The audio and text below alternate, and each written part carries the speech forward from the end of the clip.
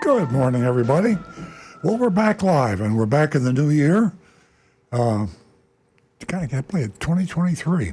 It's hard to believe. First show of Earl on Cars for the new year, and it's going to be an exciting year. Last year was pretty exciting, and things are changing. It's the excitement is the change that we're seeing.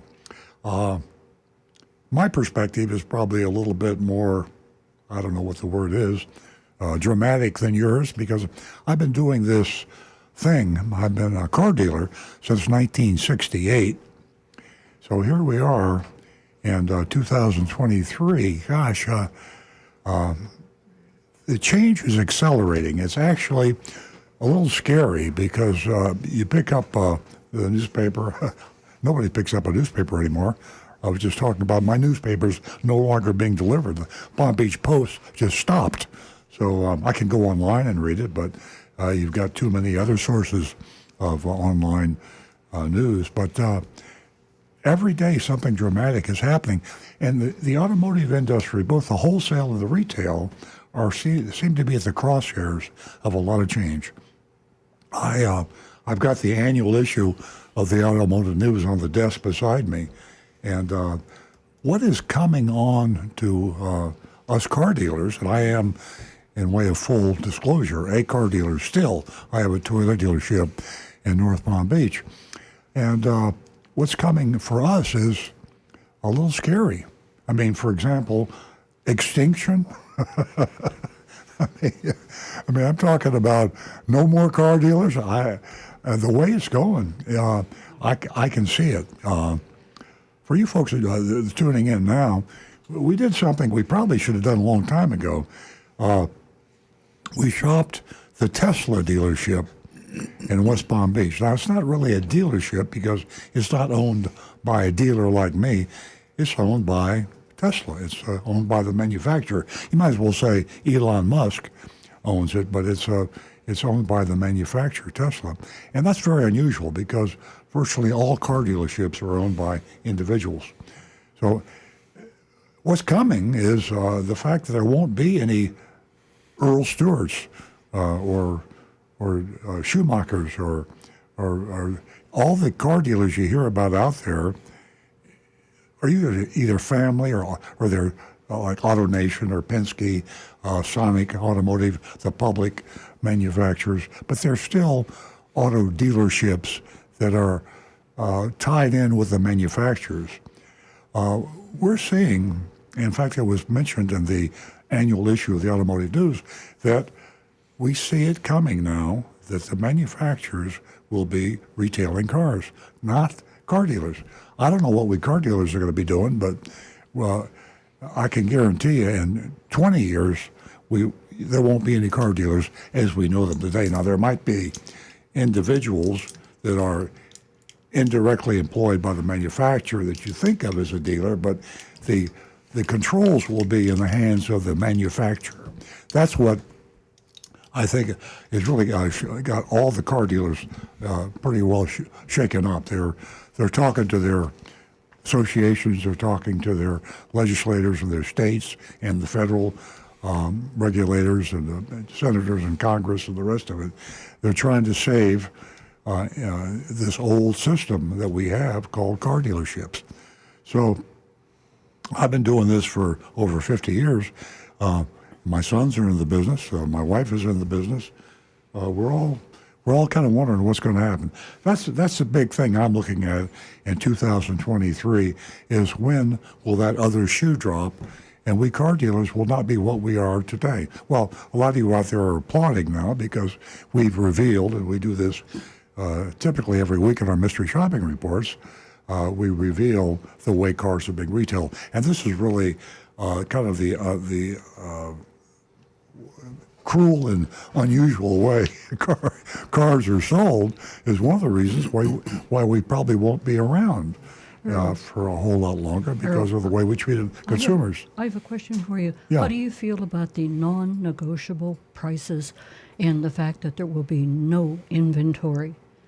Well, I think that it sounds to a car buyer who likes to negotiate like it's bad, but let's face it, the price of a loaf of bread in public is non-negotiable.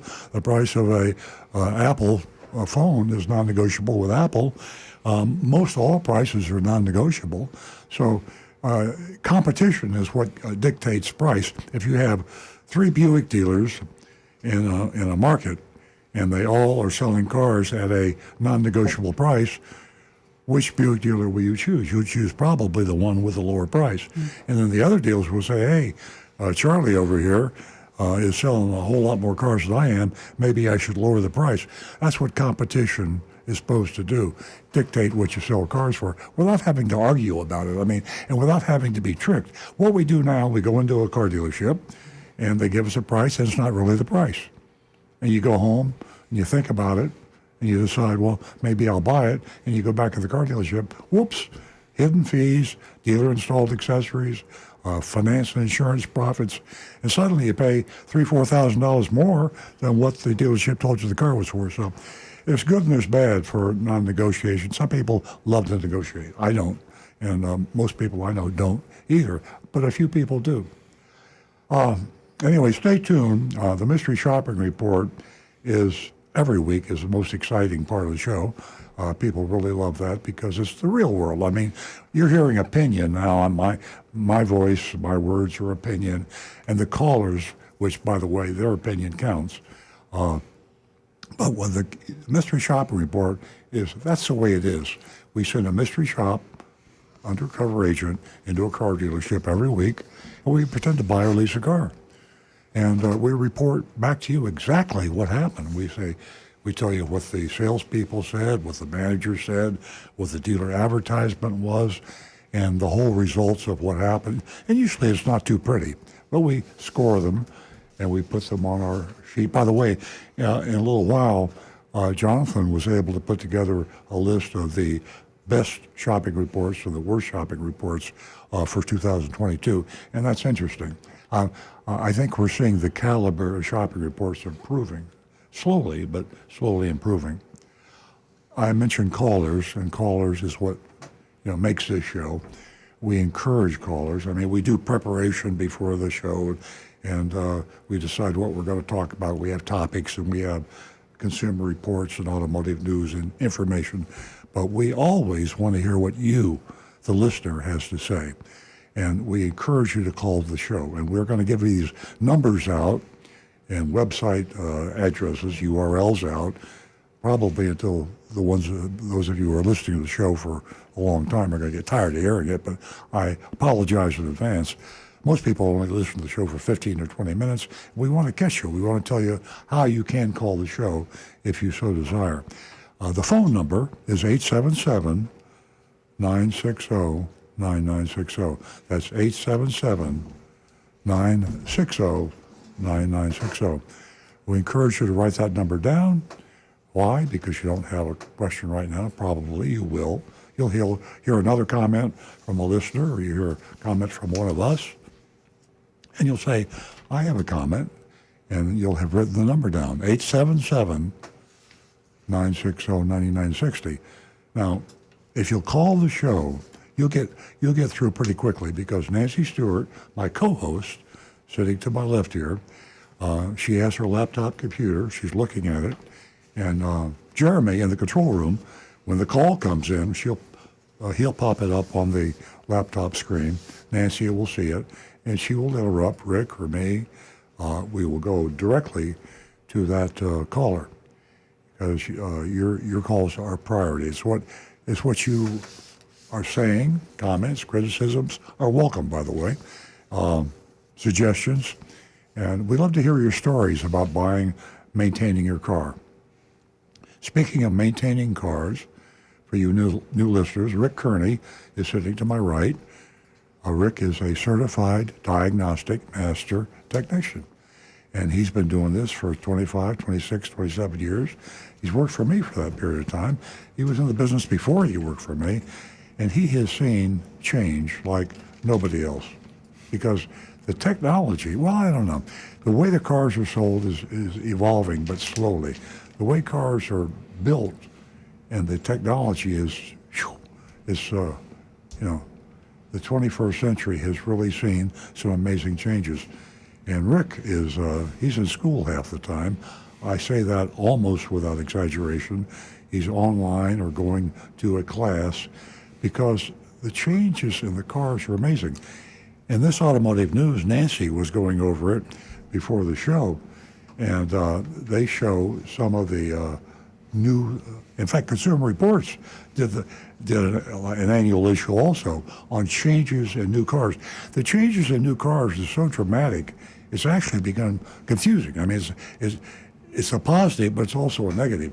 If you haven't bought a car, and if you're driving a car you bought 6-7 years ago, and you buy a car today, trust me, you're going to have to talk to Rick, or you're going to have to you're going to have to read the owner's manual. You're going to have to go online to figure out how to operate the car. The cars are maybe they're too complicated. I'm driving a Tesla. Nancy and I both drive a Tesla. And there's not a day goes by when we say, now how do I do this? I mean, the other day it started to rain, and I said, turn on windshield wipers, and then the little thing says, this command not recognized. So then I had to find the button. And I mean, everything is different in the new car. So be prepared. Now, most of it's good. So if you have a question about your car, Rick Kearney, sitting to my right, he monitors the YouTube channel, or you can just call the regular number, 877-960-9960, 877-960-9960, and ask to speak to Rick.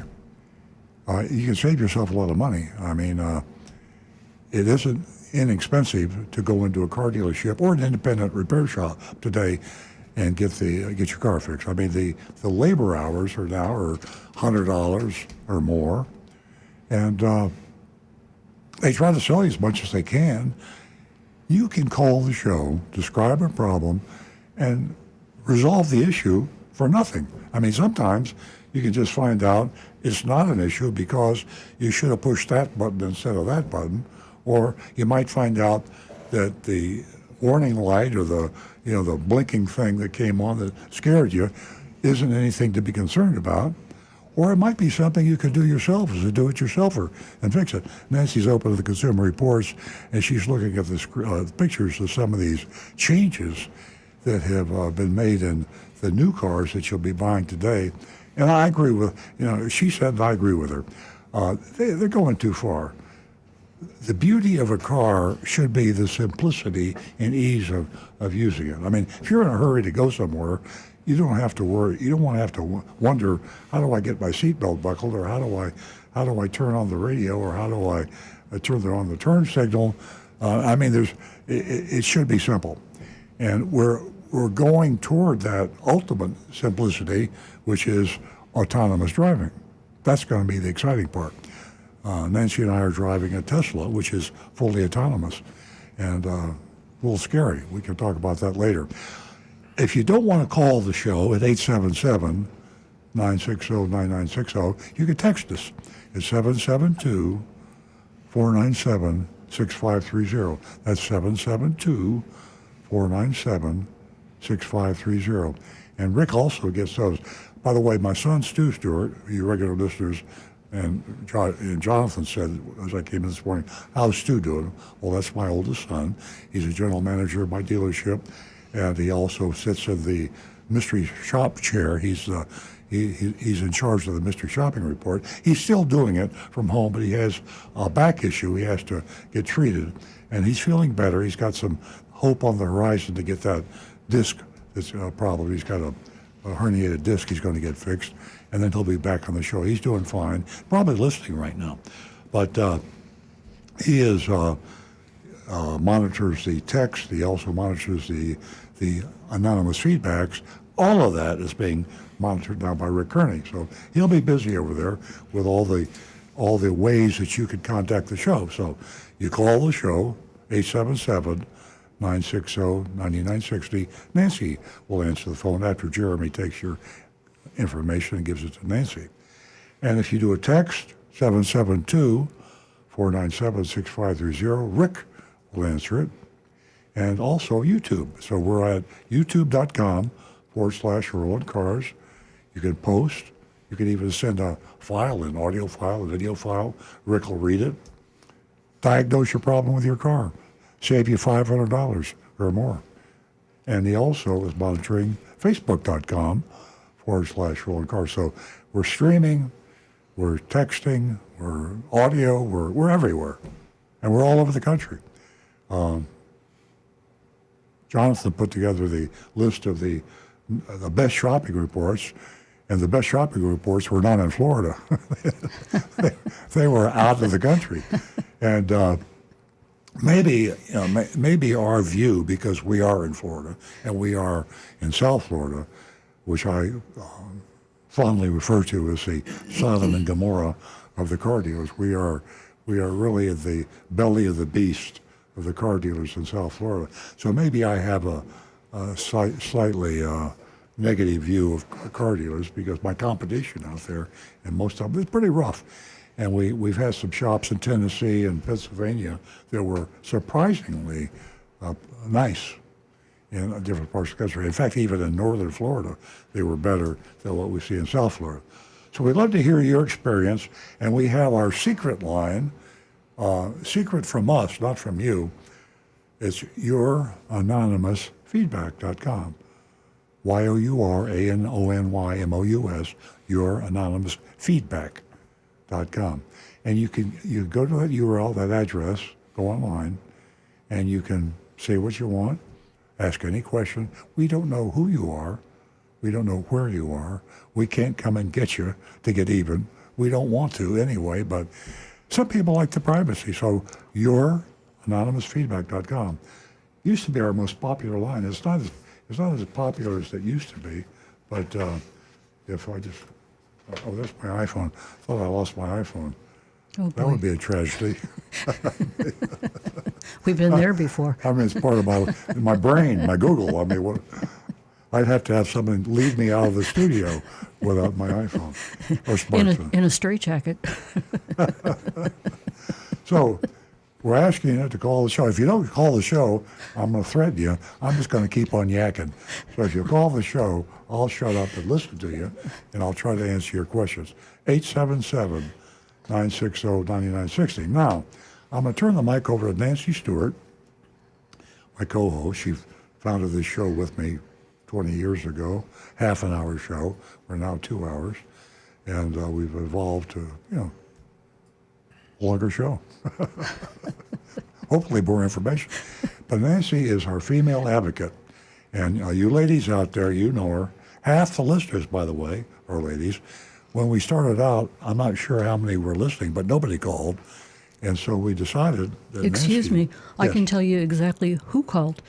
Yeah. I don't think anyone else can. There was one lady who called, and she was very faithful to the show 20 years ago. Her name was Jenny. Oh, and Jenny yeah. was the first Absolutely. female caller to support me. Absolutely.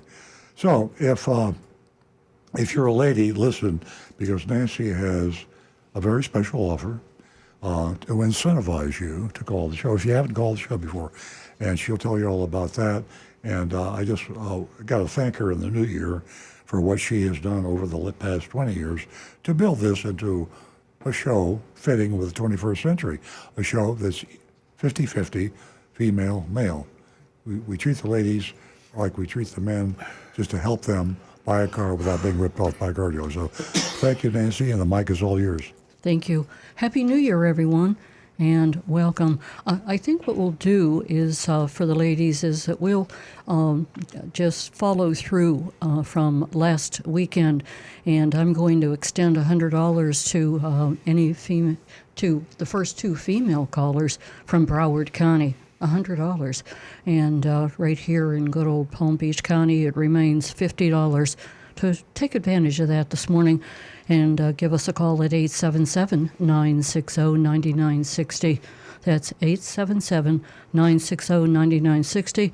Don't forget, you can text us this morning at 497-6530. And a special thank you to Sandy Wilson, who sends his prayers out to Stu, as we all do. We really miss him. We're going to go right to the phones. and we're going to talk to John in Stewart. Good morning, John. Good morning, John.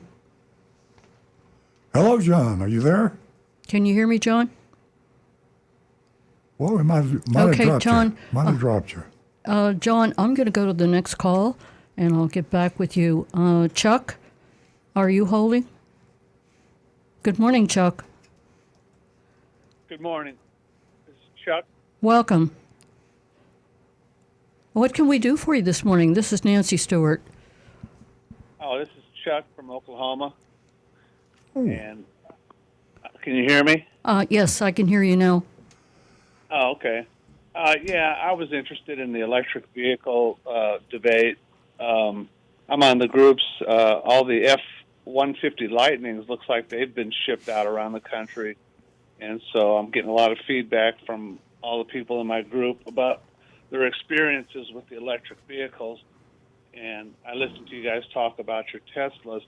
I guess one of my first questions was your autonomous driving. Is that on the local roads or only on the highway are they allowing that? Well, I'll answer that. It's on all the roads. They have two forms. If you buy a Tesla with the autonomous feature, the software, they have a highway version. It's not fully autonomous that functions on a highway. And then if you pass a safety test, which you buy the car, you pay the money, by the way. They got your money anyway to turn it on. The software is built in, but they will not activate the software in your Tesla fully for the city driving and the highway driving until you attain a certain score for 30 days. And then they turn on the software. They announce that they do, and they tell you that you must keep your hands on the wheel, keep your eyes on the road, or else they'll turn it back on. And they can tell if your hands are off the wheel, if your eyes aren't on the road, and they turn it off. They did that to Nancy and me and gave us a warning that it had to do with our hands not being on the wheel. So yes, you can, once you pass the safety test, you have fully autonomous in the city and on the highway. It isn't perfected, Chuck. We were a little disappointed because the fully autonomous is, how can I say this, actually too careful. The cameras that are all around the car that see the lines on the road, they see a child and a dog on the sidewalk. They see all the cars coming toward you, coming from the perpendicular to you, and coming from behind you. It sees everything. It's really amazing. You can look at the display on your car when you're driving fully autonomous, and you see what the car sees. And so it will, in an abundance of caution, sometimes slow the car down so much that the car behind you says, "What's this guy doing?" Because let's face it, the average driver isn't that careful, and you see the situations. You probably do it yourself. I know I do it. I don't slow down quite as much as I should sometimes, and I'll see a potential situation, maybe with a kid with a bicycle on the corner, and I look at him and I'm thinking maybe he's going to come out, but I don't slow down. The car will, and actually we've like had. here in Oklahoma, we have the deer. There's always a deer Yeah. on the side of the road. Yeah. You don't know if it's going to jump out or not. Yeah, and your Tesla, if you had fully autonomous, would stop sometimes, and the car behind you gets angry and blows the horn. So we found ourselves not using our fully autonomous feature as often as we thought we would because of that fact. Right. I was going to ask you too. I had a friend yesterday. I saw his car in our parking lot at our business, a Nissan Leaf. So I talked to him about it. It's a 2017. He bought it off of Carvana, and of course he got some kind of a great price. But he said that, and I was going to ask you about it. He said he measured it out at 3 cents a mile compared to maybe gasoline price. I guess he was talking about. That's correct. You do save substantially. My Tesla on my app on my smartphone, my iPhone, gives me a monthly savings that I've had. Should I buy gas? It knows the price of gas in my market, and it knows how far I drove, and so it does a calculation of what the gas would have cost me had I bought gas, and then it knows what I pay per kilowatt hour for electricity. And it gives me a calculation every month that says you saved $175 by using electricity and battery instead of gasoline. So yeah, it does save you a lot of money. Rick had a comment. You also saved yourself probably $100 or more every 6 months to a year in oil changes and fluids that you're not using. Yeah, good point. So Chuck, I think, as far as fully autonomous, I would buy a car today again that was fully autonomous. I just wouldn't use it all the time because on a highway, perhaps on a long trip, it'd be perfect. But if you're in South Florida right now, this time of year, it's the season we call it in South Florida, where all the snowbirds come down and enjoy the weather. And the roads are jammed, crowded. It's just crazy. A lot of construction. And it's just too much for today's fully autonomous car. It becomes overwhelmed and becomes overly cautious. I put a sticker on the back of my Tesla that said, this is a fully autonomous self-driving Tesla. I did it because people thought I was a nut stopping the car when it saw a caution light in the middle of the road. So I want them to realize that you might be mad, but get mad at the car, not me, because I've got fully autonomous turned on. Well, what's the rating on the battery packs? Because all these people that I hear complaining, they're always trying to say, well, their first complaint is they don't think the grid is going to handle charging millions of cars, which I said that's always going to change. They're going to upgrade everything as they have to. But also, if you buy a used car, what's the lifespan of the battery pack? Is it going to be 100,000 miles or 200,000 before the battery pack has to be changed? And it varies from car to car. We did a mystery shopping report on the Tesla. I say the Tesla dealer, the Tesla manufacturer, and they were quoting a mystery shopper. I'm going to try to find this in the report here. The 8 years or 120,000 miles for all batteries. That's the warranty. Oh, that's a warranty, yeah. That's so it's going to last much longer. Well, they can or they cannot. I mean, it depends on the battery and depends on the manufacturer. But yeah, you would expect that the battery would last longer than the warranty, but sometimes they don't. It's a caution when you buy the car. But when I should have known that because I have a Tesla, but frankly, I was a little surprised at the mileage. What's on a hybrid car? The mileage is much higher on the battery, right? Actually, the warranty on the hybrid systems on Toyota is 10 years, 150,000 miles. So it's a higher 150, and this is only 120,000 on the Tesla. But I think that that's something that will improve, Chuck. I think you're going to see the technology accelerate on that, and I can easily see that going to 500,000 miles from 120,000. But right now, it's a concern if you plan on keeping the car for a long time, and those batteries are very expensive, of course. Right, but I would think that the biggest change over the years would be replacing a battery pack. Sure. I mean, bingo. You buy a used car at a really great price, and then you have everybody's fighting to replace the battery, so the prices are going to come down. So, for me, I'd buy an older car, even so, find out what the battery replacement cost is, replace that battery, buy the used car, and then boom, good to go. Yeah, we had a caller to the show. You mentioned a Nissan Leaf. We had a caller to the show that did exactly what you described. Bought a car from a local dealer. It was a Nissan Leaf, and it had most of the battery used up. And in no time at all after they bought the car, the battery failed. And they tried to sue the dealer. They tried to sue Nissan. They had a lot of litigation, but didn't get anywhere because a warranty is a warranty, and a buyer beware. When you buy a car, you better know what the warranty is, and if the warranty's expired, it's going to be a problem, especially for an electric battery. Did they say what the price of replacing the No, battery was? the dealer that it happened to be not a very good dealer.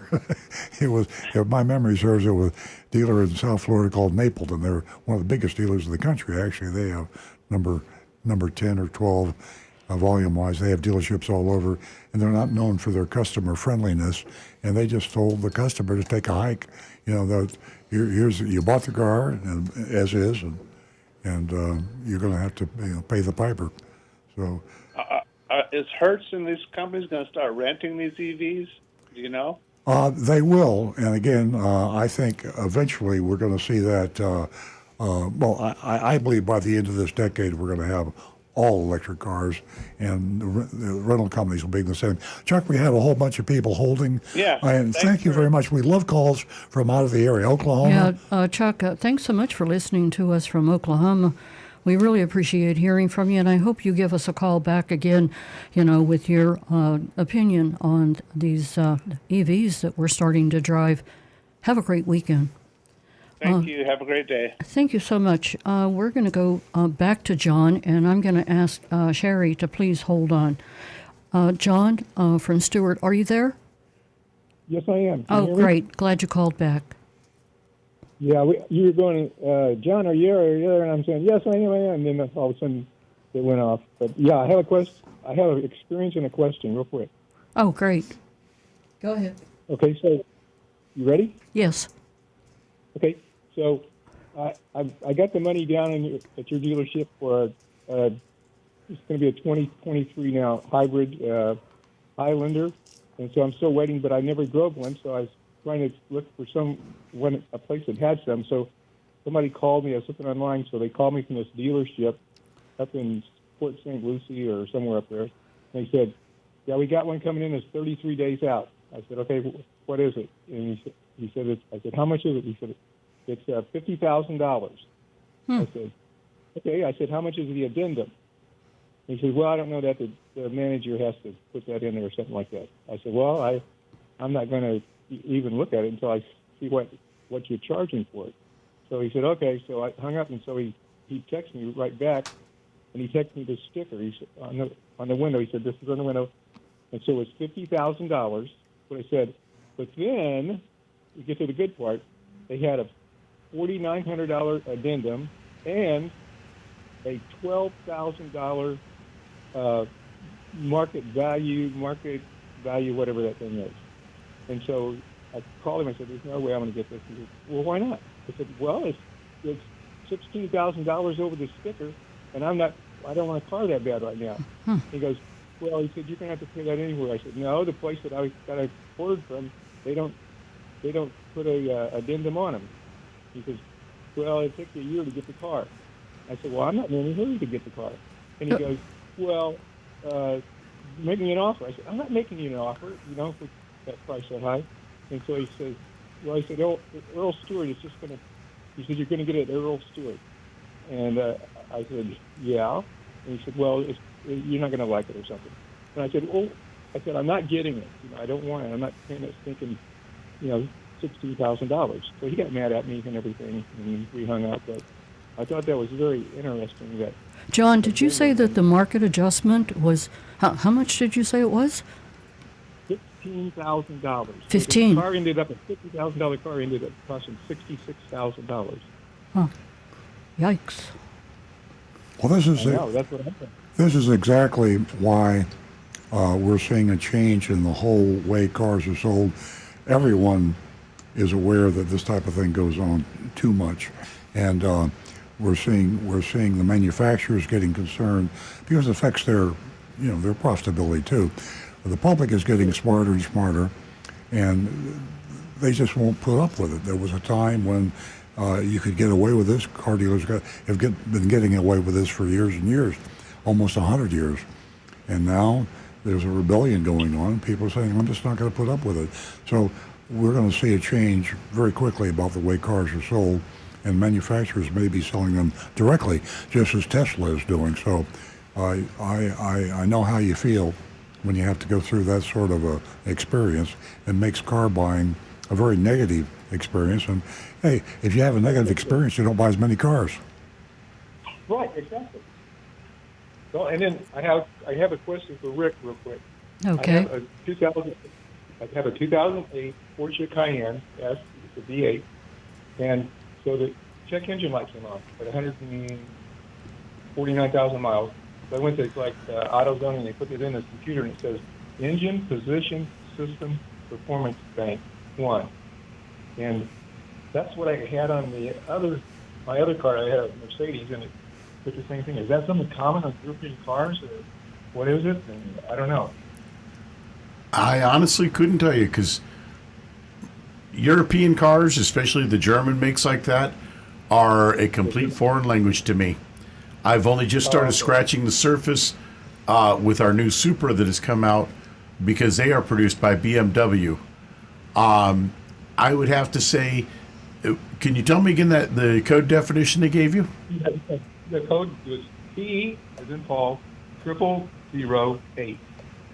A. And what did it say it was? It says it's the Engine Position System Performance. It's one of those sensor things, something like the timing belt or something. Right. That would most likely be the same thing, I'm guessing, is a crankshaft position sensor. That's what it would be. Right. Yeah, a crank position sensor, they can go bad quite easily because basically what it is, it's a little sensor that pokes into the side of the motor near where the timing belt or the timing chain would be, and there's a little gear wheel in there. And as that gear wheel turns, the sensor picks up the teeth on it, and it tells the computer where the crankshaft is, what position it's in the motor. Being a German car, that could be several $1,000s just to replace that sensor, especially a Porsche. I'm sure they are very, very proud of them. Yeah. So I don't know. What I was going to do is I was going to sell it, and then when I get my car from you guys, but if it's got the light on, nobody's going to buy it with the light on, and I wouldn't sell it like that anyway. So I looked it up, and it said it would be like 8 hours of labor and it'd be about $1,600 to maybe $2,000, which is, I just thinking I'll have to probably, you guys just go ahead and probably replace that and wait and sell it when the car's okay, or what? Yeah, the place I would check into, it's on U.S. Highway 1, just a little ways north of Good Samaritan Hospital from Palm Beach Lakes Boulevard and US 1, and it's called Prestige Auto. It's on the east side of US 1. The one thing I know about that shop is anytime I go by there during the day, they are loaded with work. And you don't get that much work unless you're doing a good job. Yeah. Yeah. Absolutely. Well, Okay, guys, thanks a lot. I appreciate it. John, I hope we were able to answer your questions, and I thank you for calling. Do you have any other? You have any other questions? No, I think that's it. Okay. Yeah. Thanks for tuning in. It's not a plug-in; it's just a regular hybrid. And so, you guys think those are probably really like one of the best cars I could buy for that price range? You think? Thank you so much. A Highlander? Yeah. Okay. Thank you. You're welcome. Have a great weekend. We are going to stay with the phones. We're going to go to Sherry, who is a first-time caller from Palm Beach Gardens, and she won herself $50 this morning by calling Earl Stewart on Cars. Good morning, Sherry. Good morning. Welcome. Happy New Year. Happy New Year to you, Sherry. You won yourself $50, and if you stay on the line, and if you give Jeremy in our control studio your information, he'll give it to me, and I'll write that check out for you this morning, and I'll mail it to you. Thank you very much. You're welcome. What can we do for you this morning? Well, first, we had gone for dinner last night with friends of ours in Boynton, and they were very impressed with Mr. Stewart. They had gone and gotten their Camry from him and said the nicest man, and really impressed by the service received at your dealership. Well, thank you. And we said, we pass them every time we go to the beach. The reason I'm calling is I was a bookkeeper, biller for auto dealerships for 20 years. And I was always aware of the terrible reputation salesmen had. Yes. It always embarrassed me. And as an auto biller and a bookkeeper, I saw where all the extra money was done, where when people were financed, how they bumped up the fees.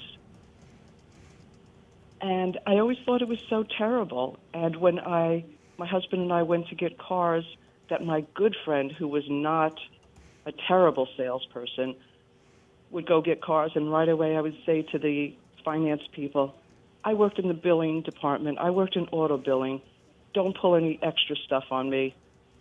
And they would right away dismiss us, fill out the paperwork, and let us go on our way. And I did the same thing when my brother-in-law went to get a car. I said, I was in the auto business, so don't try anything. Unfortunately, now that we're relocated from New York to Florida and my friend got unfortunately passed, I'm a little nervous when it's going to come time to go buy a new car because of everything I hear going on, and especially my husband and I listen to you guys every morning, every weekend, and I hear what goes on in the auto business, and it's really very distressing. Yeah, it's probably has even more of an impact on you because, of your job description and how long you were involved, in the department that you worked in.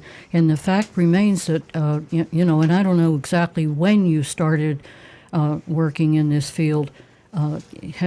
Was it 10 years, 20 years? It was 1990s when I started. Okay. I used to work for a Chrysler Dodge Jeep dealership. Then I worked for a Volvo BMW dealership. Then I worked for a Ford dealership. Well, and I finally stopped about 14 years ago. I got out of the car business, and I went into being a regular bookkeeper. Yeah, my point was in asking you was that, things they're changing, not to the speed that we would like, but it has to be, I can't even think of the word for you to go out, you and your husband, to purchase a vehicle with all the knowledge that you have, and you just have to go out with a suit of armor, so to speak, and stand your ground. And it sounds like as if that you pretty much did that all this time. Absolutely. When the time comes that my husband and I do look for a car, I think one of the things we're going to do is definitely go to Costco. Well, you have definitely done your homework, that's for sure. Now, my next question is a technical question. Okay, we'll switch it over to Earl or Rick. Okay. Go ahead, Sherry. Okay, so my battery had died, and I knew it was almost 3 years old. So I called AAA, and they came right over and installed a new battery. The man did a wonderful job cleaning all the connections and such. And he looked and he saw some oil leaking, and he said, it looks like you're going to need to replace your, what is it called, valve body gasket. The car is a 2013 Honda Accord with about 64,000 miles. Does that sound like something that's a reasonable thing to do? Yes. He was probably mentioning the valve cover gasket. That's what I meant, yes. Yeah, this is basically, it's a big metal or plastic cover on the top of the engine that just seals the whole top over the valve control. On average, I would say at a decent outside shop, you'd be looking at about $200 to $250 to get that replaced. Should be right around there. Oh, I thought it was more money. Okay. And the fact that it's a 2013 car, that's about what happens? Yeah, because usually that gasket is actually a rubber material. And over time, they do start to get a bit stiff and harden up, and the oil starts to seep out from them. If it's just a small seepage, and you're only seeing just like some oily mud, the oily dirt on there, it's not too big a deal. If you're starting to see oil actually dripping all the way onto the ground, then I would highly recommend getting it done. I would actually check online, find a couple different shops that specialize in Japanese cars. I recommend an aftermarket shop. It'll be less expensive. It's a very straightforward repair. And take the car in, let them inspect it, and give you an estimate of what it'll cost to get that replaced, and then go with the best price with a shop that has good reviews. And you should be able, like I say, around 250, maybe a little more, but shouldn't be much more than that. And how long does it take to go replace it?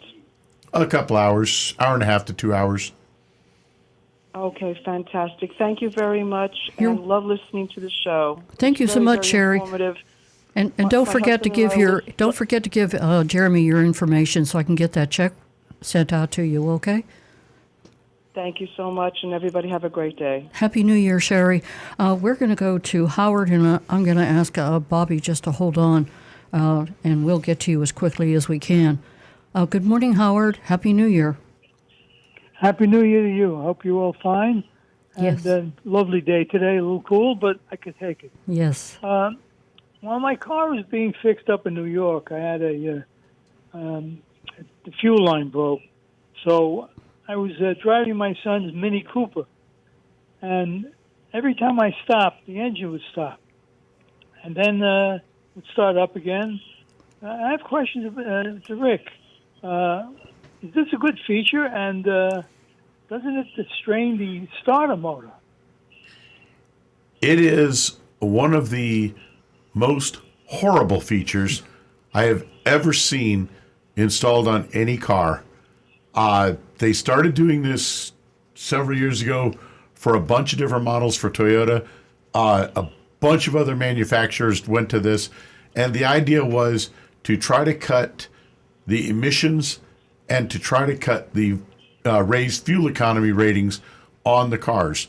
So when you would pull up to a traffic light, the engine would turn off, thereby saving fuel, raising the fuel economy rating of the car. And because it shuts off, it stops the emissions and raises the emissions rating of the car. The drawback is that the battery is now has to be a special high capacity battery. The starter has to be a special heavy duty starter.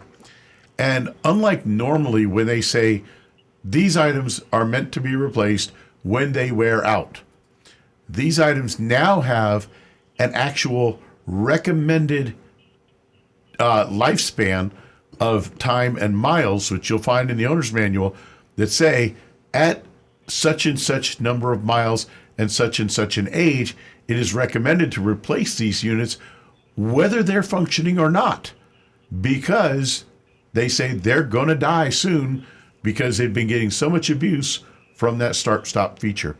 It's horrible, and I wish they had a way you could simply turn it off permanent. You can't disconnect it. But the only way you can do it is most cars have a button that you can turn it off, but the next time you shut the car off and then restart it, it reactivates it. It's horrible. Right. You have to reactivate it every time you start. And most of the time, I forgot to reactivate it. Oh, yeah, So, it's horrible. Yeah. Another thing, another question. That car, believe it or not, calls for premium fuel. So my son says, don't use premium because it doesn't make a ping. So, in other words, if I don't hear a ping, I could use regular fuel on a car that calls for premium. Is that a fact?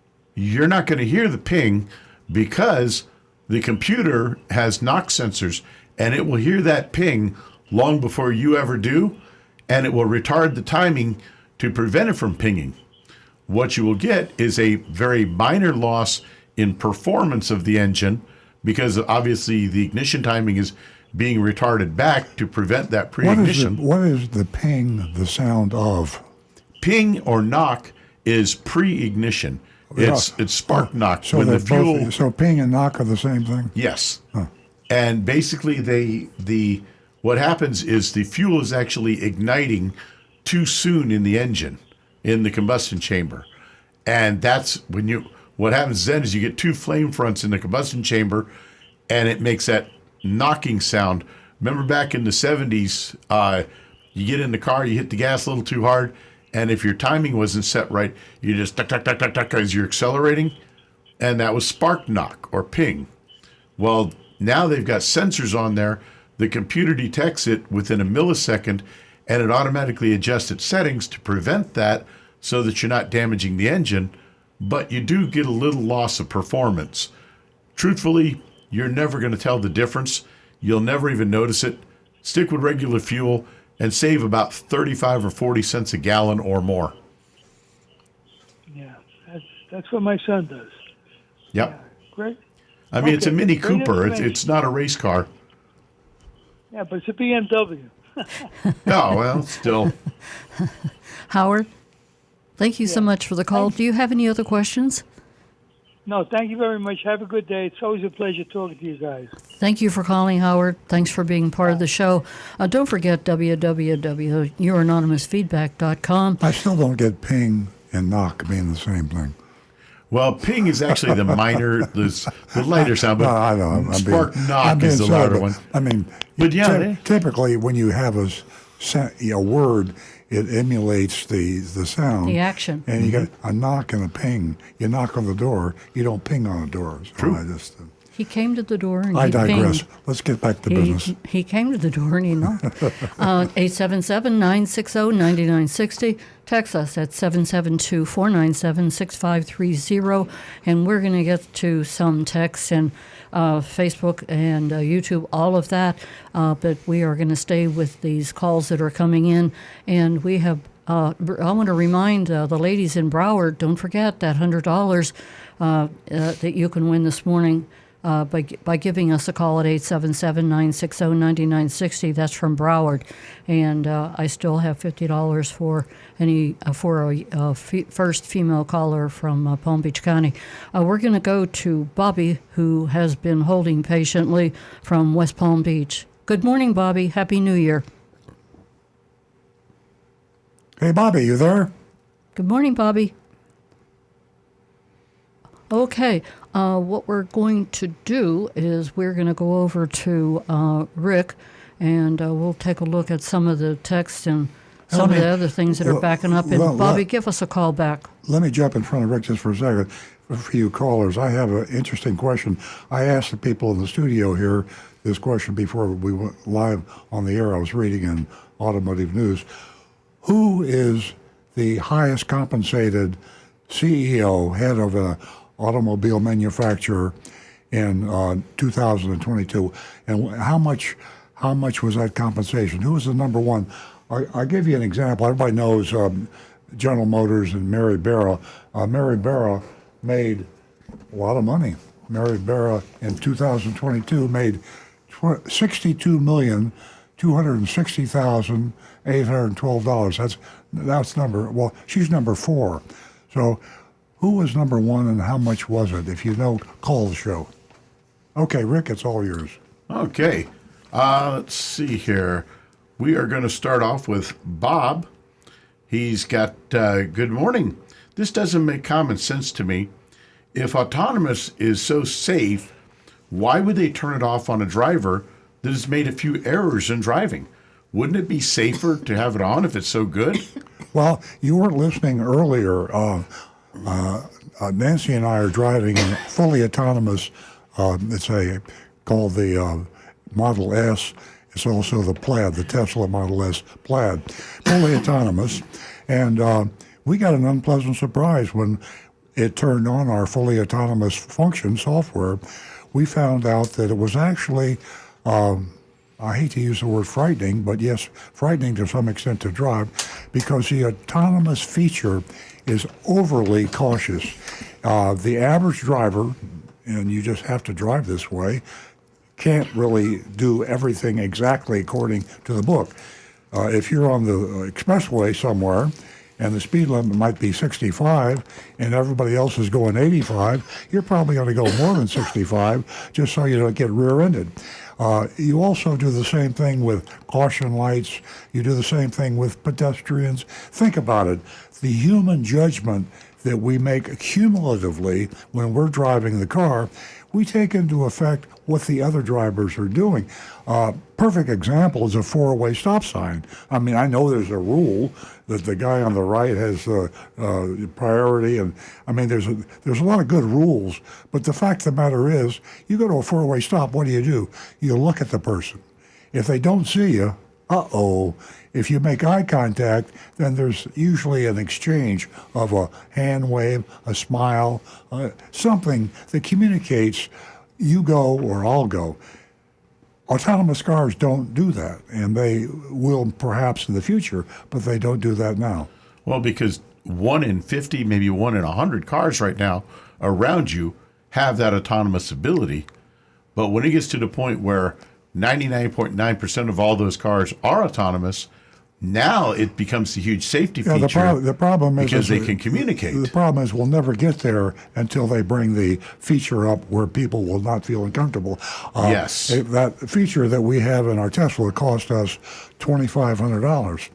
And for $2,500, that's a feature we can't use now, because if we really need to go somewhere and get there in a timely fashion without people blowing their horn at us and making obscene gestures, Yeah. then we can't use it. So you have to improve the autonomous feature, in our opinion, before it will ever reach the saturation point that you're talking about. It's baby steps. Yeah. We're in the baby steps. Exactly. But it's coming. Yeah, it is coming. It's good news that it's For here. sure. But it's coming. For sure. Yeah. We just have to be patient and hopeful for the future. Yep. Okay. This was from Jonathan in Wellington. What is the average annual cost of charging your electric vehicle at home? That's a good question. I don't know. I should. I can get that for you. Of course, it depends on where you live, and it depends on the cost of kilowatt hours in your neighborhood and how much you drive the car. And what time you're plugging What it time? in? Yeah. How much you're using the car? Yeah. I'm convinced that it is a substantial saving over. I mean, go ahead with the next question. Okay. I can look it up and see what Tesla says I'm saving now. Well, this one also is from Jonathan. It says, when female callers win their $50 check, how soon are those checks sent out?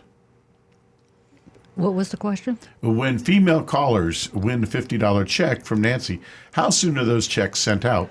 Normally, they're sent out within, any time from after the show to, I'll say, I'm going to go out on a limb here, Tuesday.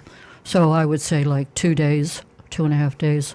Okay. Normally. And, by the way, talking about checks being sent out in the year 2022, ladies, there are some of you who did not share your contact information, and I have no way of getting in touch with you.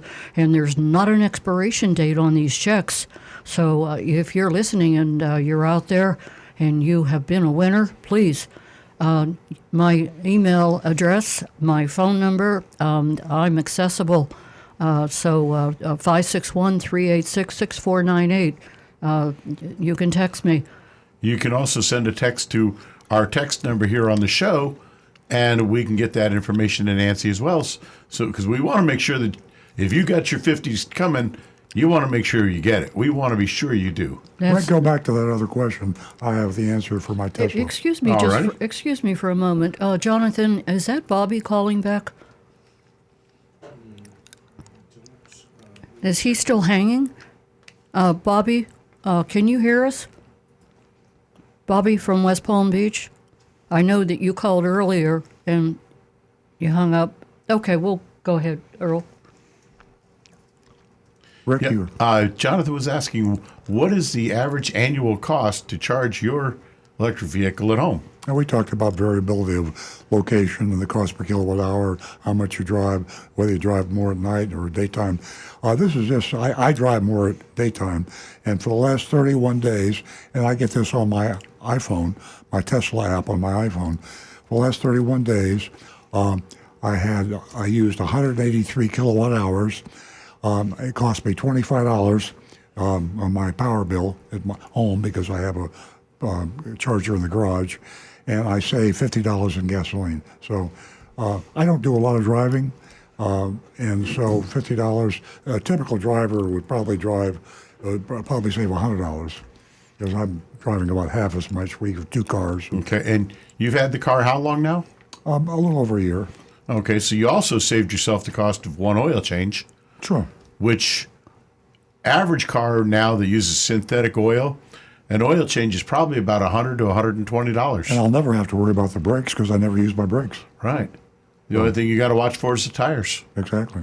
So Vortex? you're looking at it there's a lot of other Significant. factors in electric vehicles. And of course, the big, the 800-pound gorilla is replacing that battery.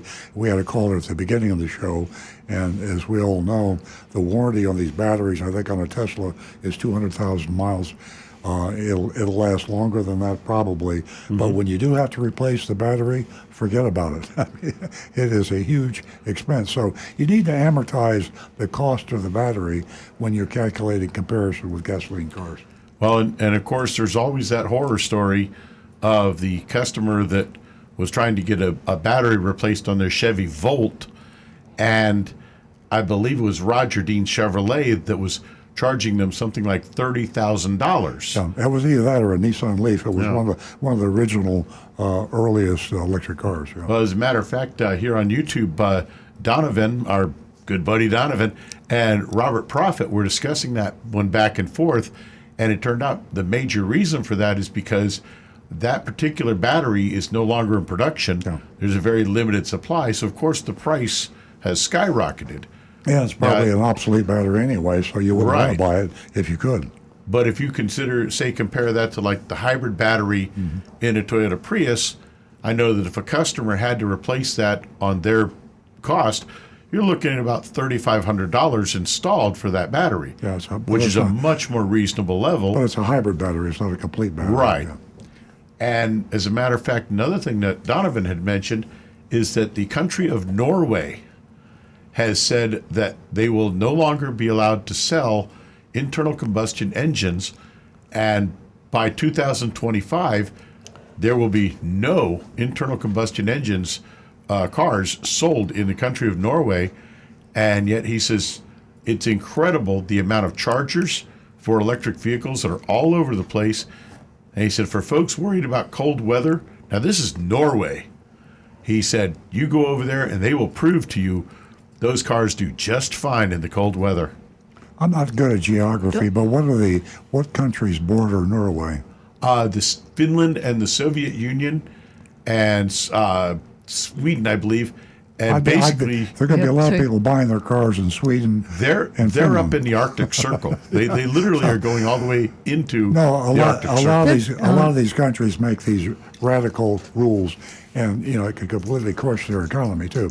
I mean, if we said you can't buy a gasoline car in the United States, I guarantee a business in Mexico and Canada would soar. Oh, yeah, absolutely. Absolutely. Donovan, thanks so much for joining us every Saturday. You just, you're a great asset. We're going to go back to the phones real quick, and I'm going to see if I can talk to Bobby and ask Runner Steve to hold on, and Sarah from Boynton Beach to hold on. Well, good morning, Bobby. Good morning. Happy New Year. Can Happy you hear me New this Year. time? Welcome back. We can. Loud and clear. Great. Great, thanks. This wasn't why I was calling, but a friend of mine's owned a Tesla from about the start, and he tells me it's about $3 per 100 miles of charging, which is substantially cheaper than buying gas. Absolutely. That's that story. So I'm a coupon commando. I like to use coupons to try to control what car dealers do to customers. I'm calling in to call Mr. Stewart to task this time because, one, he doesn't take competitors' coupons anymore, which I didn't know. And he had always told me he did because Toyota dictates what kind of coupons each dealer has to publish, so they don't publish the same ones. And some have $20 off, and some have $179 for a brake job, for example, a particular price or $20 off. And I've always thought that car dealers can't be trusted, so if they're giving me $20 off, they're probably marking it up by $40, which may or may not be true. So I brought my car into Earl Stewart, and I'll be darned if they didn't do a bunch of stuff that made a $600 job $800, and I'm not sure how to fix that except to go to Palm Beach Toyota. Well, the whole coupon thing, Bobby, is get them in the door. This is, I think coupons oftentimes are too good to be true. And the reason, the old saying, if it's too good to be true, it's not true. You come in with a coupon and you end up buying this and that and something more, and you spent far more money than you intended or perhaps should have spent to take advantage of that coupon. No automobile dealer or retail store of any kind, will sell you something below their cost and then see you walk out the door without spending any more. The purpose is to get you to spend more. We've wrestled with coupons. We like our philosophy has always been put our best price on our service, put our best price on our cars, and then give the customer the privilege and the right, exercise his right to shop and compare. You want when you shop and compare, you want a quality work, a quality product, and you want a fair price. But the coupon basically lures you in with the idea that they really want to sell you this oil change or this tire rotation or whatever the coupon is for at this low price. The fact of the matter is the price is actually less than what it costs them to do the work. So they can't let you out at that price, or they can't let too many people out at that price, otherwise they're going to lose money. So they tell you you need something that you don't need, and they sell you that service at a higher price because you don't have the time or wherewithal to compare the actual price. So coupons are something we don't do. At my dealership, we used to accept anybody's coupon, and then we found people that were, they're coming in with coupons, and they'd have the work they wanted done at the other dealership. They come in with a coupon with a discount that actually cost us money. So we stopped doing that. But that's a too long answer to a simple question. I apologize. Well, I've learned a lot from you over the years listening to you, but I'm not sure I believe all of what you just said. And I think you definitely don't make as much money selling let's just use an example, a brake job for $199 if you normally charge $279. Yeah. You'll make more money if you charge $279. I still think you make money at $199. You just don't make as much. But now, the next thing, and this is just for the people that are listening, and I had one of your good service writers just didn't do what I asked him to do, and then it ended up costing me more money. Things like draining the transmission and refilling the fluid instead I got a flush, which is a different thing, and as I understand it, not all that necessary. I have a car that's 150,000 miles, so I'm not even sure I needed to have it drained, but yeah. You get some advantages of draining it by putting new fluid in, and that's what I wanted. Another thing that they told me. Hey, Bobby, listen. Yeah. I don't want to take up. We have 20,000 listeners. I don't want to take up their time with complaints you have against my dealership. What I will do is personally look into it. And do you have a pencil handy? I want to give you my personal cell phone number. I do, and I've talked to you, and I call you, and you answer. I'll tell the people that. Yeah. I do answer, and I give my cell phone number to all my customers. But I don't want 20,000 people out there being concerned about one dealership.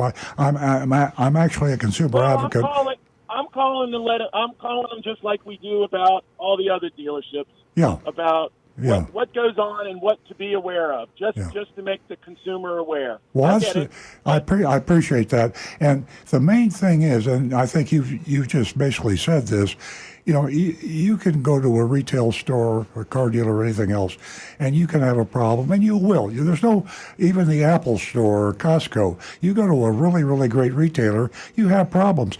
The good thing about Apple, the good thing about Costco, and I like to think the good thing about my dealership, is when we do something wrong, the customer can call us, explain it, and we can make it right.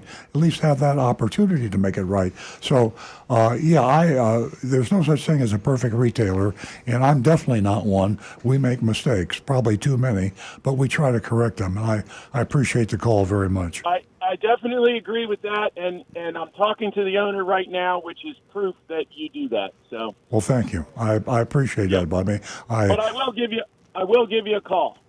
Well, good. Thank you, Bobby. Thank you very much. Earl will be waiting right. for that call. He takes all of his calls. Trust me, I know. I'm his wife. You have a great weekend. 877-960-9960, or you can text us at 772-497-6530. And we're going to get back to Rick in just a couple of minutes. And Roadrunner Steve has been holding. Thanks for your patience, Roadrunner Steve, and Happy New Year. Welcome. Can you hear me? Yes, I can hear you. Okay. Happy and healthy New Year, everybody. Happy New Year. It's great to hear your voice. Meep, meep. Yes, yes. Hey, I just seen a fact. 95% of the Teslas are still on the road. Uh-oh. 5% made them home.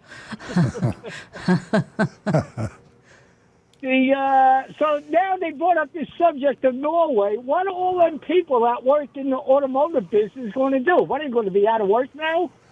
Well, it's I can laugh at it. I'm 82 years old, but it is kind of tragic. I mean, you take young people in the business and people contemplating going into the business. You're looking at an entire industry, a huge industry, in I was going to say evolution. It's more of a revolution. So I worry about it for my family because my sons are in the business, and I like so many changes, they will go slower than we think, but they will continue to change. And I think you can look at Tesla now. Stay tuned if you have time, Steve, for the Mystery Shopping Report. We shop the Tesla dealership. The Tesla dealership is a wave of the future. That is the way cars will be sold. Manufacturer will own the dealership. It'll still be similar to a car dealership, but it will be where you'll order a car, probably get it in a few days, but you won't be inventorying 500 cars, and the treatment will be much nicer. There'll be no haggling, no hassling. There'll be no hidden fees. There'll be no dealer-installed accessories. They'll be hosing you on the financing. You'll go in and you'll buy a car, and it'll be a pleasant experience. And who can blame the customer for asking for that? Well, Earl, if that happens, there'll be no more radio show. Oh, no. Oh, no. You're right. I'll have to come up. Oh, I know. We'll find something to talk about. I'll go after somebody else. I'll go after politicians. I'm going at Earl. My friend owns a 2017 Jeep Cherokee. I'm sorry. The one with he owns a 2017 Jeep Cherokee, the one with the 2 batteries in it. Yep. That, it has the stop and start garbage in it. And these batteries are located under the seat of the car. Right? And you wanted to get the batteries. They had a hard time getting these batteries. Nobody wanted to install them and all that stuff like that. She finally found a place to do it. The mechanics stay away from that type of work when it's that type of vehicle? Oh, we just charge a whole bunch of extra labor. I mean, yeah, well, I know that. Chrysler for a while. Call back then if you're charging more labor. Chrysler for a while. There was one model of their cars, one model of the Dodge cars. They put the battery in the fender well. You actually had to take the tire off and take the inner fender liner out to access the 12-volt battery. So you can change your tires and your battery at the same time. You save time. Yeah, but we charged a lot more money for those. Yeah, I don't blame you. That's good for the dealership. But I mean, it's for the guy at home to do that and try to do that. I ain't doing this. I'm bringing it to the dealership. I ain't got. Stephen, remember, you're talking about a Jeep Cherokee. You're talking about a Jeep. If you look at Consumer Reports, the Jeep is just not safe. The maintenance is high. The insurance is high. Everything about a Jeep, logically, is not something you want to buy. But yes, it's an incredibly popular vehicle. Very. You drive along the road. They're every everywhere. other car is a Jeep. and people buy on emotion. And I have to tell you, I would love to drive a Jeep just because it's so cool looking, but I wouldn't want to own one for a long time because I couldn't afford it. Wait a minute. Yeah. It's not the vehicle that's cool. It's the guy behind the wheel that's cool. Remember, You got a good money point. don't make the man. Man makes the money. Steve, it's always a pleasure to talk to you. Thanks for opening our 2023 first show of the new year. Good. I'm off to a car show right now, so everybody have a safe and healthy New Year. Oh, thanks. Have a hot dog for me, will you? Me. No. Where? They're made in Norway. I don't want one of them. And, Look then, at- and buy a chicken, $4.99. Okay, have a great weekend. We have some ladies holding here, so we got to get moving. So I'm going to tell Connie in Coral Springs just to hold on. We're going to go to Sarah, and she's calling from Boynton Beach. Good morning, Sarah. Good morning, Nancy. Good morning, gang. Happy New Year. Happy New Year to all of you. I wish you a healthy and happy. Thank you. I have a question for Rick this morning. I have a 2012 Lincoln Mercury, a Lincoln MKZ hybrid. So I just had to get a new battery, which is no problem. But I'm having a door problem. I was wondering if you could help me out with that situation.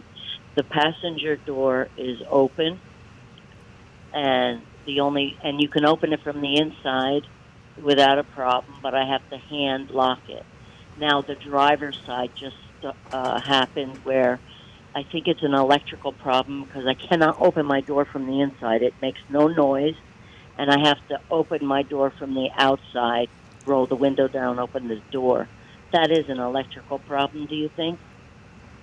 The door, the one that's not locking, that you have to manually lock, that sounds like an electrical issue. The door lock actuator, it's the little motor that moves the lock itself. The other side, though, where the inside handle's not working, that's probably the linkage. Usually where that door handle is, there's going to be like a metal rod that goes from the handle over to the door latch assembly. And when you pull on the handle, it moves that rod, and that's what tells the latch to release. And if it's become disconnected or broken at one end or the other, the plastic clips hold it in place can break sometimes. If that's what's happened, that's why you're having that problem. What you'd have to do is get a mechanic to pull the door panel off to find out what has disconnected or what is broken in there, so they'd be able to figure out how to get that back together for you. Ironically enough, I was a Mercury Marquis girl, and I used to do my own door problem. The window, I'd put it back on its motor. Oh, okay. Chain. Great. Yeah. Excellent. Yeah. So if I take my door off, I could probably see if it's on the latch or not. Right. What I would do is, first off, I would go on YouTube and look for a video that shows how to remove that door panel, because sometimes the various different clips in that can be hidden in a funny way, and this way they'll show you how to get it apart without breaking any of the trim pieces or anything, so you get the door panel off easily and without costing any more money. And once you get in there, I guarantee there's a video that'll show you how that linkage is supposed to work and what most likely has either broken or disconnected, and then you can get the parts from either your Ford dealer or aftermarket, rockauto.com maybe, and you should be back on the road for Yeah, but only a few dollars. Sarah's probably not going to want to do the work. But, you know, the cool thing about YouTube is once you inform yourself when you take it in, the person that does do the work knows that you know at least approximately what needs to be done. Happening. Right, yeah. May I just say that I am so grateful to this show. Thank you all so much. Oh, you're very I welcome. love listening to you and love listening to everything, and you just made so much sense to me. Thank you. Thank you, I Sarah. wish you all a wonderful, wonderful day. Thank you so much, Sarah. All Thanks the for best to being you. part of the show. Happy New Year. We're going to go to Connie, who's calling us from Coral Springs. Hi. Hi, Connie. Welcome. Thank you. Thank you for taking my call. I have a Honda CRV. I'm driving, and it's not that old. It's only a 2017. The air conditioner it doesn't have that many miles on it. The air conditioner has never worked right on it. I have two other friends that have older Honda CRVs, and the cars work great except for the air conditioning. Is this a defective part on this? Is it something about the make of the car? It's odd that you've got friends with the same issues. Yeah. The first thing that I would have checked, though, is I would have a mechanic do what's called a evacuate and recovery and recharge, and install what's called ultraviolet dye. There's a type of oil that is used in the air conditioning system that actually winds up traveling throughout the entire system of the AC, and we add a special dye in there.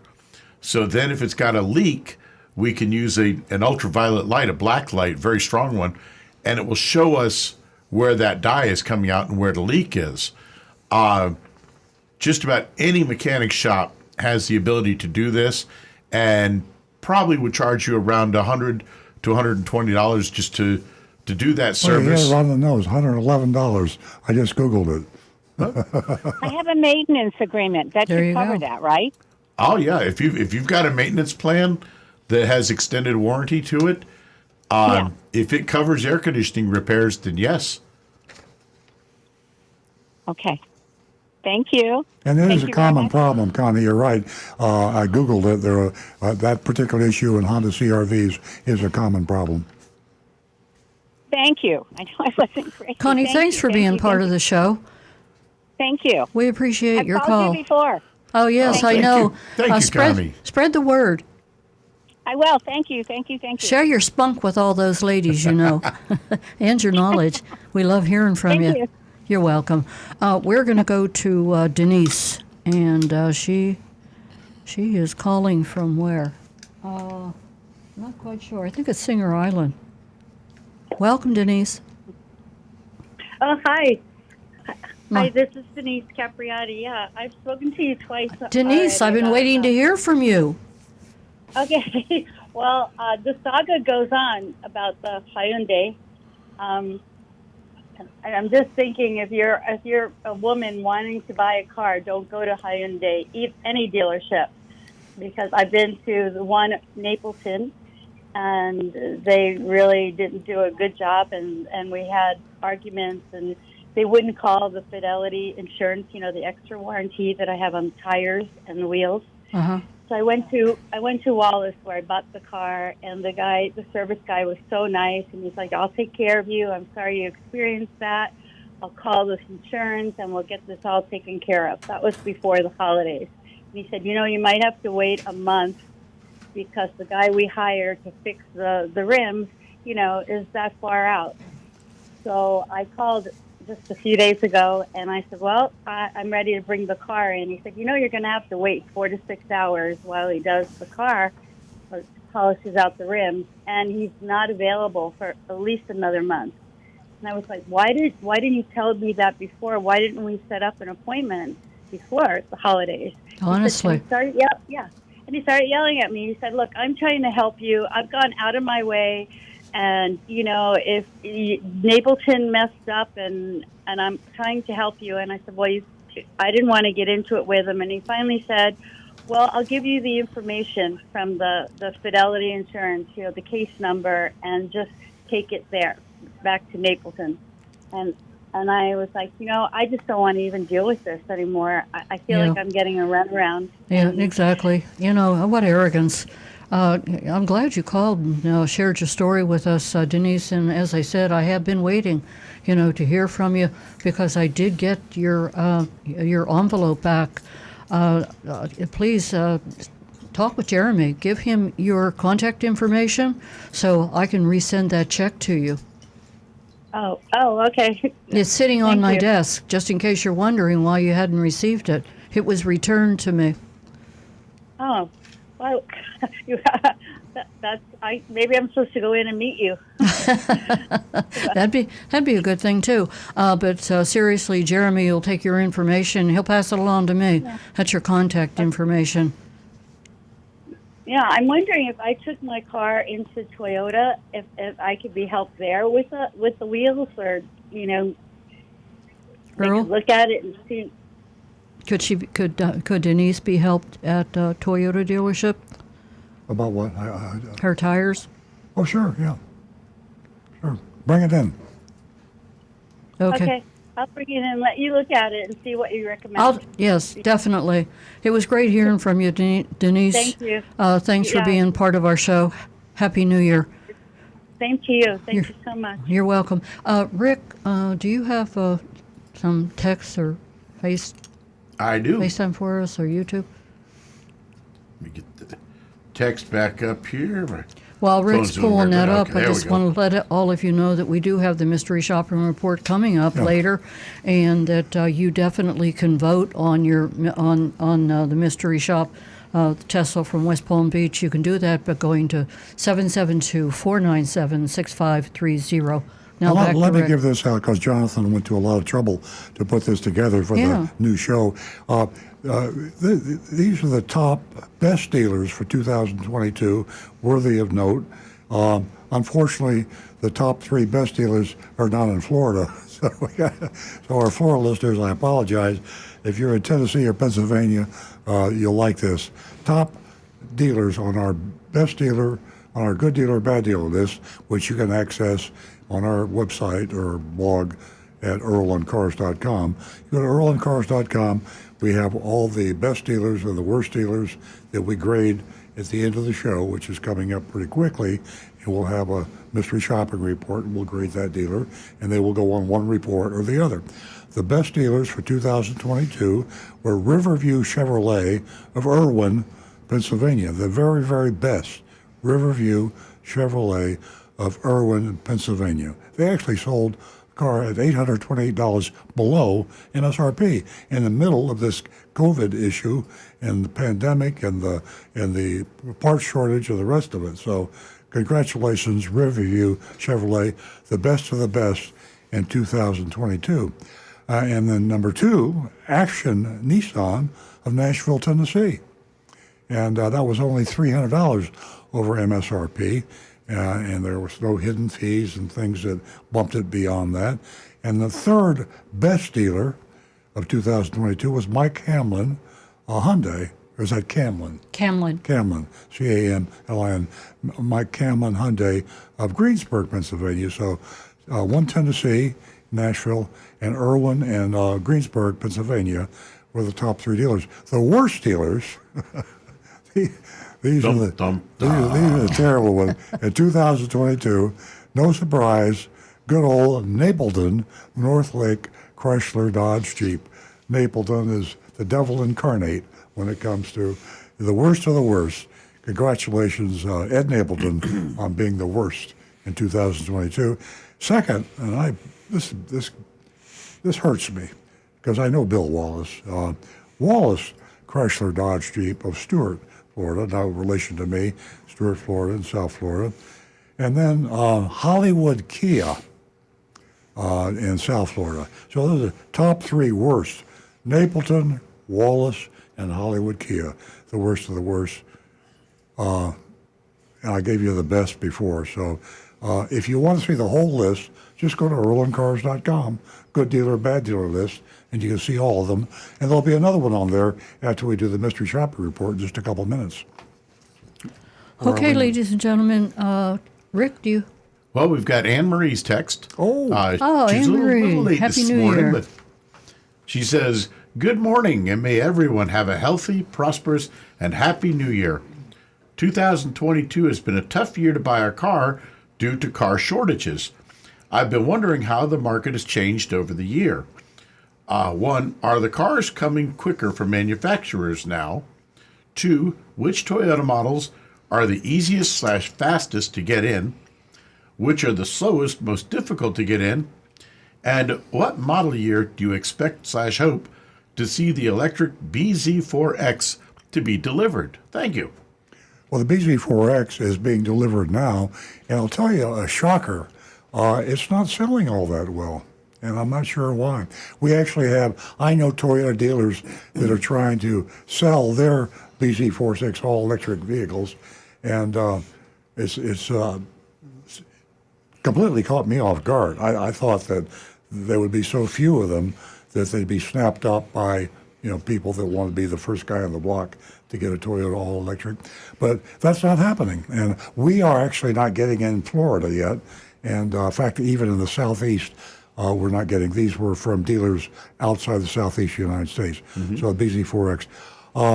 As far as the easiest car to get, Anne-Marie, and this goes for Toyota or for any make, it's usually the more popular car. It's the car that the manufacturer builds the most of. Like the Corollas, the Camrys. Yeah, the oddball car, the unusual car, especially when it comes to accessories and colors, will hold your car up a long way. So ask the dealer. If you're going into a Chevrolet dealer, you're going into a Toyota dealer, you ask them which cars are coming in quicker. Inventories are building now. 3 or 4 months ago, car dealers had, well, I won't say that, some of them had cars. All car dealers had cars in stock, most all, because they were charging so much money.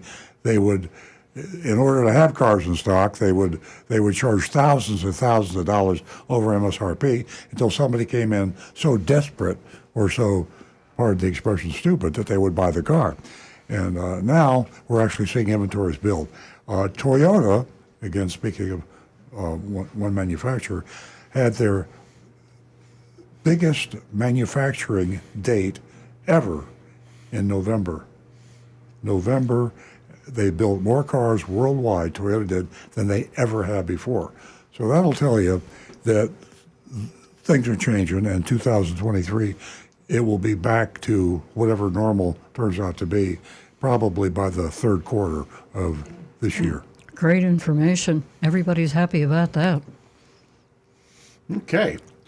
We have one other here that this one is from Jim, and he included a picture. It's I guess a finance alternative from CarMart in Fort Pierce. And this, I guess, is supposed to be an example of various finance offers. And I'm going to just read this off. It says, finance alternatives, doesn't say what car it is, but market value, $48,999. Discount savings, minus $6,225. Vehicle price, $42,774. Accessories, $2,995. Dealer fee, $899.50. License and title, $425. Tire and battery fee, $6.50. Filing fee, $389. Sales tax, $2,873.84, for a total of $50,362.84. Then it says due on delivery, 0, 1 month payment. Apparently, they're doing a you buy the car, but you finance one payment. Oh, sounds like a lease. Yeah, and it's a 1 month payment of $50,362.84, which is the total amount. APR 45 days to the first payment, 0%, and the amount financed is $50,362. 6% tax, taxes and fees $45.93. I'm going to let you look at this, Earl. Maybe you can make a little more sense of what we're looking at there. Yeah, I heard it pretty well. It doesn't make sense. Okay. Now the amount financed is $50,000. Due on delivery was 0 because they're going to finance the whole amount. So that's yeah. I see what you're saying. 45 days is first payment.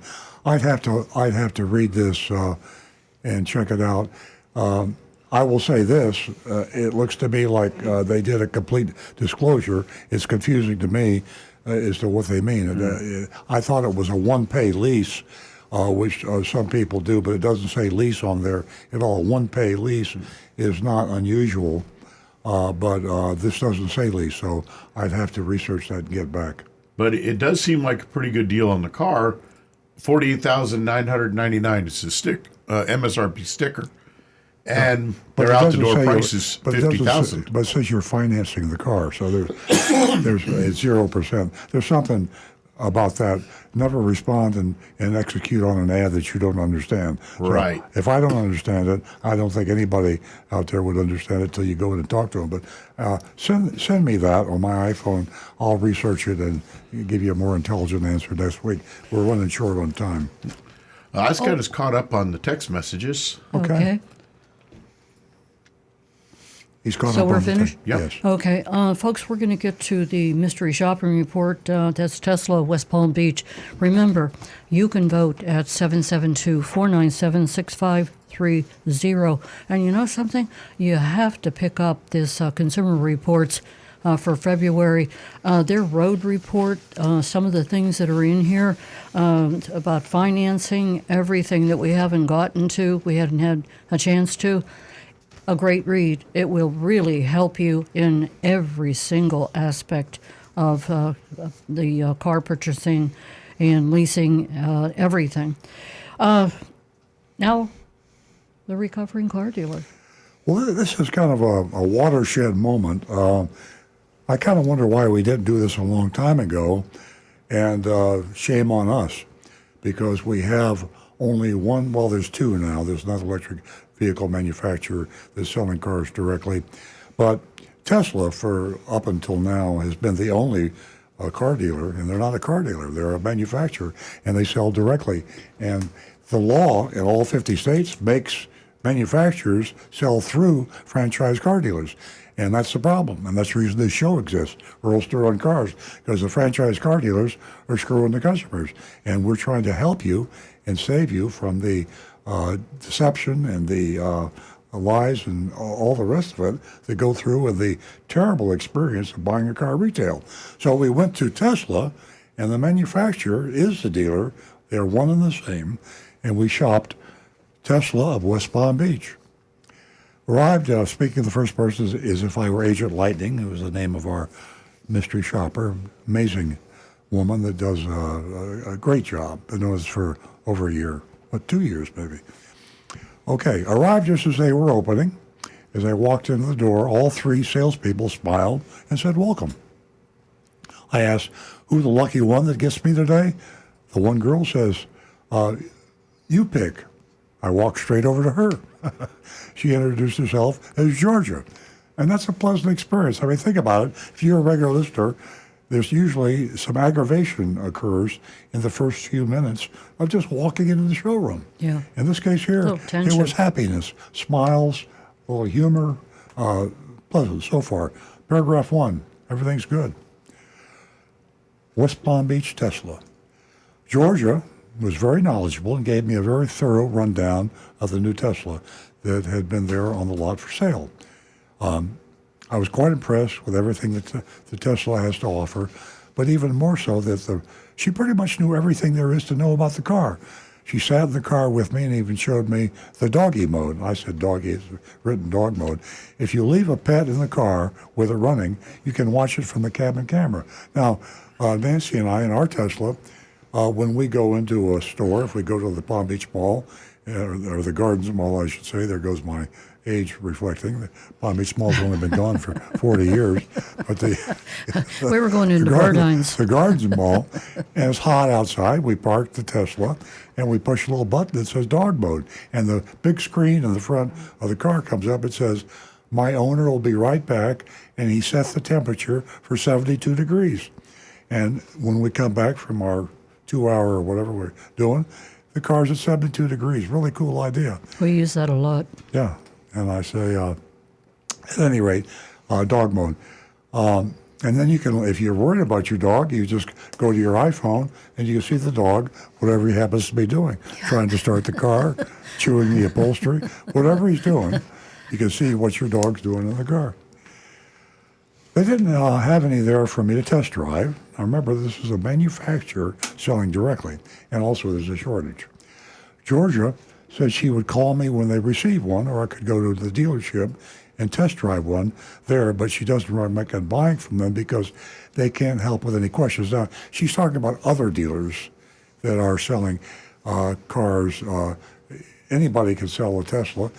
All you have to do is have it traded in, and you can sell Teslas, used Teslas. You can't sell a new Tesla. She also said the Teslas hold their resale value really well, so likely a new one would be right around the same price as buying a used one. Now, the only thing I could say negative, this salesperson wasn't quite on top of things. Tesla, up until a couple months ago, that was a true statement. But in the past couple months, Tesla prices have come down.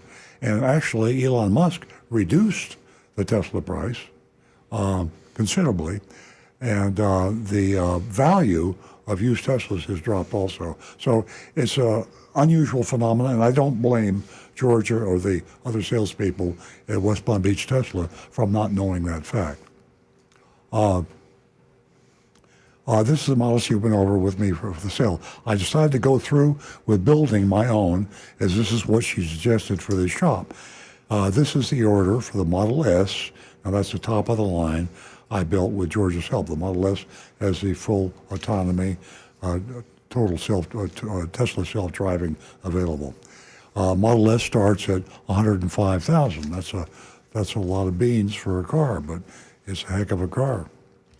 Then you add on the software. Earlier I said $2,500. I was wrong.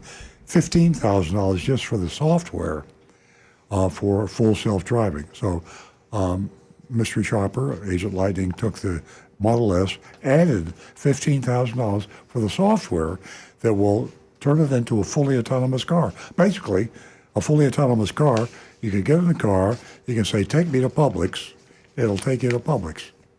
And you have to keep your hands on the wheel because they require that, because this is a beta program, meaning it's a test program, and the law requires that you disclose this. But $15,000, you can buy yourself a fully self-driving car. Take me to Taco Bell, take me home, whatever you have programmed in your navigation, take me to work. It'll take you there. And you never have to turn signal, speed up, slow down, get off the expressway. It does all of that. And you still have to keep your hands on the wheel or it'll deactivate the system. Nancy and I learned out the hard way because we have 2 strikes against us. We took our hands off the wheel twice, and Nancy once and me once. Now we can only do that 3 more times, and they take away my fully autonomous, which I paid $15,000 for, in which case I'll no longer like Elon Musk as much as I do now. So we hope that won't happen. And I have nothing to say. That's right.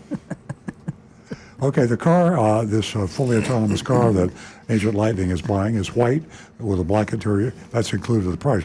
Other colors are upgrades. I'm not crazy about that, but they tell you, right? I mean, the only thing you can get is a white with a black interior, and if you want a different color, I got a red, and I paid a lot of money for the red car.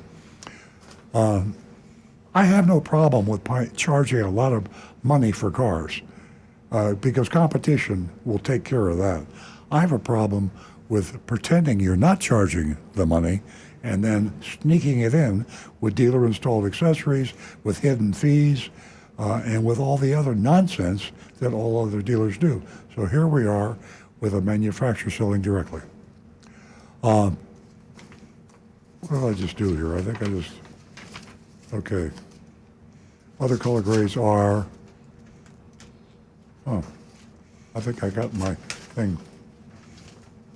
I missed that. Apologize here. The back of the page says 8 years, 120,000 miles for all batteries, 4 years for $50,000 for drive units, dog mode, so on, voice command, anything. Oh, they're giving me all the charges. Okay. Breaking it down. Yeah. Okay. City driving is in beta mode and needs safety score before self-driving. Now, that's what Nancy and I had to do, and we drove for months and months and months. Actually, we never got up to the 100 score that we needed to activate the self-driving. We got close, And fortunately, Tesla decided to lower the score grade, and so we met in the middle, and we were now authorized, and that was a very happy day for us. City driving is in beta mode, needs safety score before self-driving, but on your I-95 or any turnpike highway, it works as soon as it's been calibrated around 20 miles. Cabin camera does pay attention to your eyes. So if you're a privacy freak and you're buying a Tesla, be aware that cameras are everywhere. Cameras are all over the outside of the car. Cameras are all over the inside of the car. It sees you and everything you do. And when you're trying to do the autonomous, if you're not looking at the road or not looking where you're supposed to be looking, your hand comes off the wheel, you lose your autonomous driving capability. And basically, that was pretty much the experience, a very pleasant one. She said the car would be with us in a matter of, it could be a few weeks or a month or two, and there's no tricks. You get what you buy, you pay a lot of money for it, and that is why Tesla is the #1 selling luxury car in the United States. I bet you didn't know that. Yeah. It's also why Elon Musk is making a lot of money. I asked this question earlier, and I said, who's the #1 CEO manufacturer? And no one called in, but the #1 CEO manufacturer is Elon Musk. Now, when I tell you how much money he made in 2022, you're not going to believe me. Okay? Are you sitting down We're for sitting this? down. Are you sitting down for this? The #1 paid CEO of an auto manufacturer in the USA and the world in 2022 is Elon Musk. Elon made 23 billion. There's a B there, folks. Billion. Elon Musk in 2022 for operating Tesla made $23,452,910,176 in 1 year. Now, you can't blame him for charging extra for autonomous, right? So, people will hate that, but the fact of the matter is, he built the best product at the best price, #1 luxury selling car, and he's making a ton of money. Well, One of the reasons he's making so much money is because he's not going through dealerships. When manufacturers go through dealerships, as state law requires in the United States and most other countries, I think, when they require that, the cost of the dealership to the manufacturer inflates the cost of the car, and it's just, they're not making as much money. The manufacturers know that now, and they see how much Tesla's making, and that's the reason all the manufacturers will be emulating Tesla. And that's the reason we talked earlier in the show about this, that the dealer franchise system is doomed to disappear. I believe you. I am going to tweet Elon my short list of complaints, Oh, okay. and I'm going to wait for a response. On the autonomous? I won't hold my breath. Well, On the autonomous. yeah, On the Tesla. Autonomous is not ready for the road yet. And but Well, I'm it would- talking about a few things like just getting into the Tesla and the lack of the ability for the passenger to hold on while, you're driving. You're holding on to the yoke. You've got something to secure you because you can be tossed hither and fro in that Tesla. Anyway, folks, I hope you enjoyed the show. I think we're down to the wire. We got time. Are we going to grade the report? Gotta what? Grade it? Of course. Well, we haven't done any How could we grades. forget that? How did we forget that? Of course. I was so stunned by, and I won't say anything. The billions. I was stunned by the report to ask why are we going to vote. So now we're going to vote. Yeah. Okay. I'm anxious to get my coffee. Let's see here. Bob from Maryland says A for Tesla of West Palm Beach. That's all we've got on the text messages so far. YouTube, okay, I got a couple coming in on YouTube. Tom Steckel says, not seeing a worksheet, I'm assuming no dealer or other fake fees. If that's the case, I'd give him an A grade based on Earl's description. Johnny Z. Fradley says A. It would have been A+, but they didn't have a demo to drive. They should have one of each car to demo. Tim Gilliland, A for honesty, but I'll keep my Prius, thank you. Scott Hunter says A, but way too expensive for me. Brian Sedlacko, Tesla deserves an A. Mark Smith, A for honesty, out of my price range, however. Wayne Veit, A for Tesla. For me, again, I'm going to go with the A grade, but I kind of got to agree with him because I did just look up real fast. The lowest price that you'll get on a Tesla, base price, is about $46,000 on the Model 3 with just a basic car. Yeah. So, yeah, they are very expensive cars to buy. Yeah, but 43 is the average price car. And so they don't have a low price car, but 43,000 is about average of all American cars. Okay, and Eric Ming says, A for the review, but I honestly wonder what if the Cybertruck will ever make it to consumers. Kirk in West by God, Virginia, Tesla, you say? The future of car buying and the treatment of the customer equals A+. And that, whoop, here we go. Anne Marie says, that sounds like they earn an A, but then luxury car dealers tend to treat their customers better. True. Jonathan in Wellington, A. Enough said. Nancy? Okay, I'm going to give Tesla West Palm Beach an A. I say A+. So I think I frankly was surprised. I thought there would be a little bit more lackadaisical. Nancy and I had a few experiences with them earlier, several months ago, and there was kind of a lackadaisical, we had to wait and a few other things. So this dealership, unless this is a fluke, they really got their act together, because I would have given them, maybe a B- before, but this was an excellent experience. Yeah, definitely. I just didn't like the idea that you couldn't see the car, you couldn't feel, touch, smell. Well, that's and I know there is a shortage. But that's beyond their control, really. And while I'm thinking about it, let me ask you this: is there still a car out in the mall when we were out there last? Very few. I mean, that's because of the high demand, low supply, a microchip shortage. I mean, all the manufacturers. The dealers today that are committing the crimes are the ones that don't have a shortage because they're charging so damn much money for the cars, they have cars in the lot. And if you want to pay $6,000 over sticker, they say take a hike, and they'll sell it to somebody that will pay too much money. So I don't fault them for not having any cars. Yeah. Great comment. Jonathan, are we down to the wire? We have 2 minutes left. Okay, I want to thank, who are you, Earl? Rick.